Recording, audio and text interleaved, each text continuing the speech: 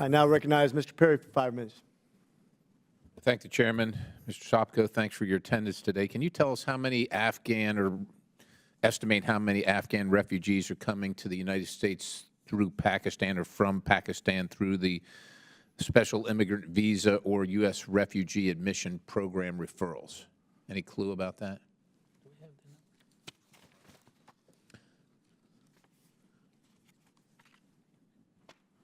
I don't have that in front of me. I thought I did, but Well, if your staff can get that even while we're Okay. here, that would be awesome.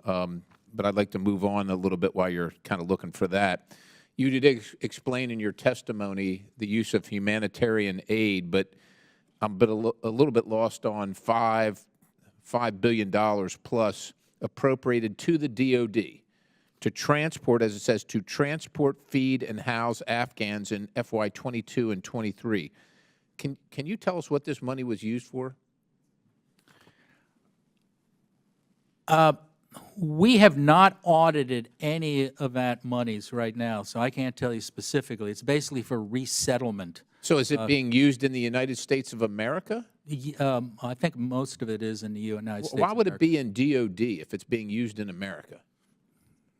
I don't have an answer to that. I can find out. Is that the appropriate place for it? Shouldn't that be, I don't know, at least in state? Why would it be in the Department of Defense? Why is it their job to pay for transport, food, and housing in the United States of America of Afghan refugees? Yeah. My staff said initially a lot of those people were on military bases, and that may have been why they it was charged to the DOD accounts. So do you think that all $5 billion, I mean, they're not still there, are they? What happens to the rest of that money? I can't answer that question right now. I'm happy to look into that. I'd love you to take a look back into that, and I'd also like to know if any of that money is being funneled back into Afghanistan. And as long as we're talking about that, and I think you've kind of gotten into that a good bit, I haven't been here the whole time, but it seems to me that the humanitarian aid that the United States might be sending it's unavoidable that it falls under the Taliban interference or influence. And we continue to use these tax dollars for some reason in Afghanistan, which pays into a corrupt system, supporting a regime that is at war with the United States and essentially killed United States service members. Based on your assessment of what you see from your position, I know you're not going to Afghanistan, and I don't recommend that you do, but our tax dollars sure do. Should we cease all assistance until some solution becomes apparent? Because aren't we essentially funding our enemy? I'm in an awkward spot, and that's because I'm an inspector general. As an IG, no IG should be doing policy. We do process. Okay, you pay taxes, right? I do, and Okay, do you want your tax dollars, as a guy with a front row seat to where those tax dollars are being spent, do you think it's a good use of your tax dollars to be spent on the Taliban located in Afghanistan? I don't think that's a good use of tax dollars fair to go to the Taliban.